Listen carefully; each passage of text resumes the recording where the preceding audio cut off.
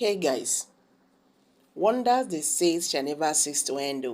A Lagos businessman who was adopted in Ago Palace Way, Lagos, 2 weeks ago has been released after paying 30 million as ransom. He was kidnapped by 4 hoodmen who cornered him at midnight as he was going to enter his car parked in the garage. His adopters called a day after demanding a ransom of 100 million, but the family members and friends were able to raise 30 million before he was released. His adopters called a day after demanding ransom of 100 million, but the family members could pay 30 million. The middle-aged chief executive officer, CEO of his company, who pleaded passionately that his name should not be used because the kidnappers threatened to come back for him if he spoke on the incident. He told Crime Guard that he was taking a big risk by narrating what he suffered throughout the 2 weeks he spent with the adopters. I felt that I could only talk about the trauma and the psychological torture they subjected me to so that it will arouse consciousness and alert security agencies over what to expect in the coming days, he stated. According to him, I saw hell in the hands of those kidnappers, and they were boasting that they will soon take over Lagos, and the police cannot match their firepower. They kidnapped me that weekend as I was coming out from my bar to enter my garage and drive off. They came with an SUV, and as they were flashing their light, I pulled out my car and was heading towards the main gate when a minibus, popularly called Keke, blocked the main gate. I thought they were avoiding the bad portion of the road, but while I waited, the SUV blocked my car. They came out from their car. One of them was flashing what looked like an identity card, shouting DSS, while another started releasing gun shots at the same time, pulling me out from my car. They pushed me into their car, forced me to lie low and speed off.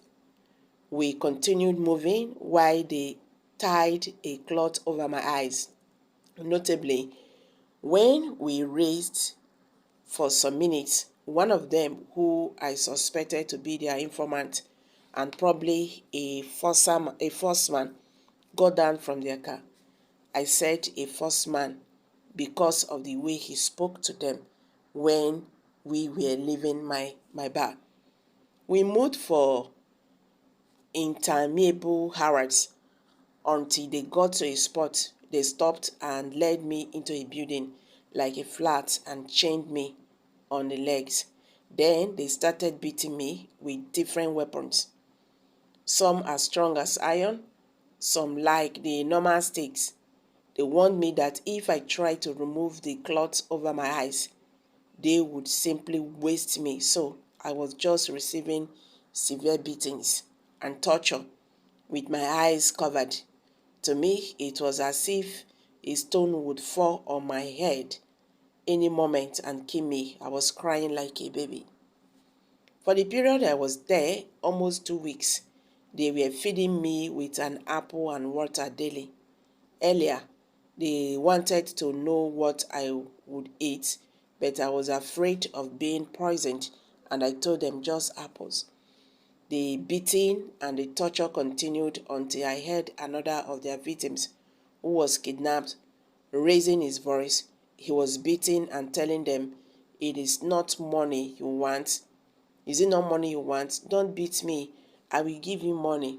On hearing this, they calmed down, and I used the opportunity to open the scarf they used blindfolding me. Silently, I saw 3 of them It is like they divided themselves into groups.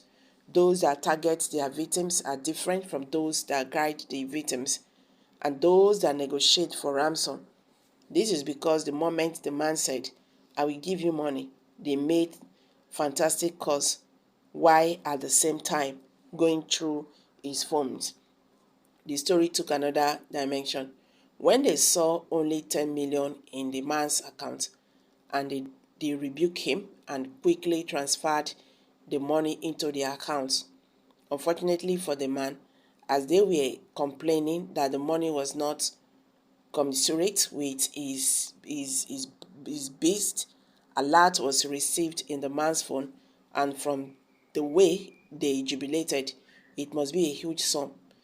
They did not waste time in releasing the man. I saw that there were other kidnapped victims chained in the room. Some were chained in both hands and legs, while some, like me, were chained only on the leg. After that, as I quickly covered my eyes, they turned towards me and started telling me that they have now landed in Lagos and would go to any extent to get at all they wanted. They said that while they were operating in the East, they did not know that they were just getting akara money, that now in Lagos, they were making real money. They said they have decided to relocate to Lagos when they noticed that wealthy Igbo people in Lagos refused coming home for fear of being kidnapped. But now they have landed in Lagos, and both the police and any other security agency cannot withstand their firepower.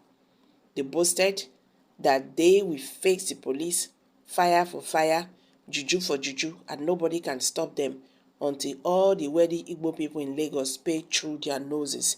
Their targets are Igbos. So, who are these people? Who are these people? Continue boasting and development of Yoruba land, and the Yoruba people kidnapped you.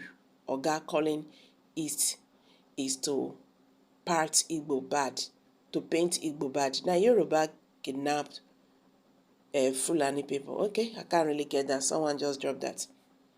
Yes, it is expected all this is as a result of the outcome of the 2023 presidential governorship election. But the only unfortunate thing is that the kidnappers might still be the Igbos in connivance with security operatives. Sanwo-Olu again, the same Sanwo-Olu that was rejected for Rose Vival. I fear who not fear now. Shebi they don't start to restructure the Lagos state with kidnapping. Now, thank God they said they are for the Igbos. Sense is too far from you, animal tout. Okay, guys, these are reactions from Nigerians. This is really very terrible. The truth remains that nowhere in Nigeria is free.